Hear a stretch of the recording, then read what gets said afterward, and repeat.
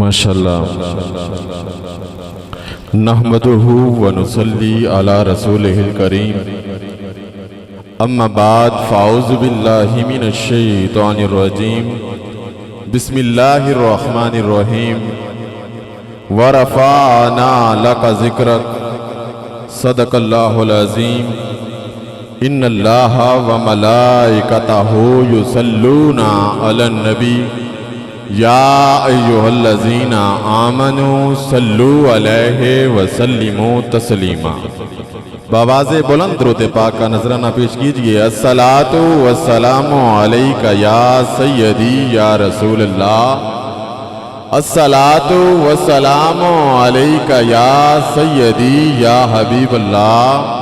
बेशक आप थोड़े हैं लेकिन पढ़िए ज़रूर, क्योंकि ये मेरा हुक्म नहीं है। अल्लाह रब्बुल इज़्ज़त पाक कलाम के अंदर इरशाद फरमा रहा है, इन्नल्लाहा व मलाइकतहु युसल्लूना अलन नबी, कि बेशक अल्लाह और उसके फरिश्ते हुजूर नबी करीम रऊफ़ और रहीम पर दरूद व सलाम का नजराना पेश करते हैं।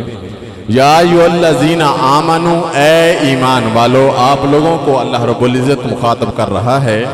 या अय्युहल्लज़ीना आमनू, ए ईमान वालो, तुम भी मेरे आका की ज़ात अक़दस पर दरूद व सलाम का नजराना पेश करो। तो मोहब्बत से पढ़ लीजिए। अस्सलातु वस्सलामु अलैका या सय्यदी या रसूलल्लाह। अस्सलातु वस्सलामु अलैका या सय्यदी या हबीबल्लाह। अस्सलातु वस्सलामु अलैका या सय्यदी या रहमतल लिल आलमीन।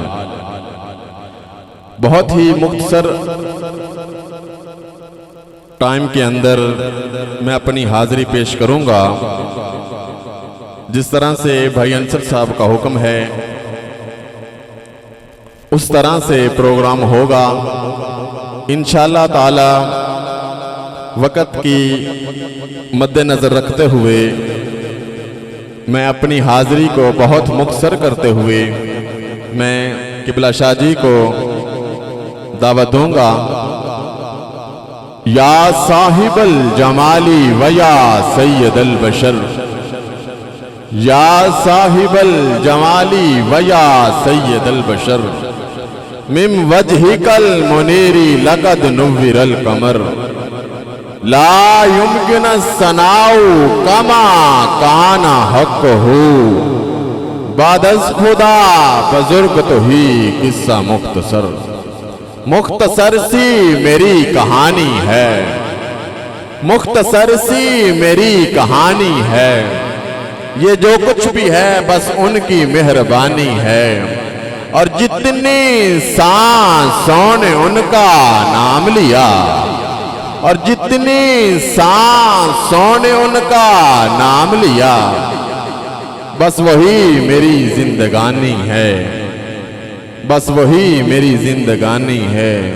और नाते महबूब दावर सनद हो गई, और नाते महबूब दावर सनद हो गई। फर्द इस्सियां मेरी मुस्तरद हो गई। मुझसा आसी भी आगोश रहमत में है। ये तो बंदा नवाजी की हद हो गई, ये तो बंदा नवाजी की हद हो गई। अहबाब ज़ी वक़ार, असाले सवाब की महफिल है। हर उलमा कराम, हर मुकर्रर, हर खतीब, हर नकीब का अंदाज मुख्तलिफ है। मैं कुछ अपने अंदाज से पढ़ता हूँ। दुआ करता हूँ अल्लाह रब्बुल इज़्ज़त हमें सुनकर अमल करने की तौफीक अता फरमाए। बस 2 मिनट की हाजिरी है। मैं एक वाक़या बयान करूँगा क्योंकि महफिल असाले सवाब की है, तो इसमें नकीब अशार तो नहीं पड़ेगा, ज़री बात है। तो इस हवाले से मैं मुख्तसर करता हुआ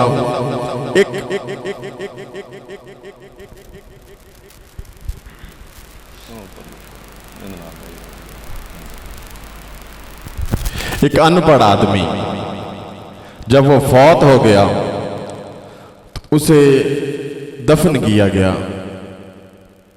उसे दफनीन के लिए उसकी कब्र खोदी गई। جب قبر کھودنے والوں نے قبر کھودی تو اس کے اندر سے خوشبوئیں آ رہی تھیں۔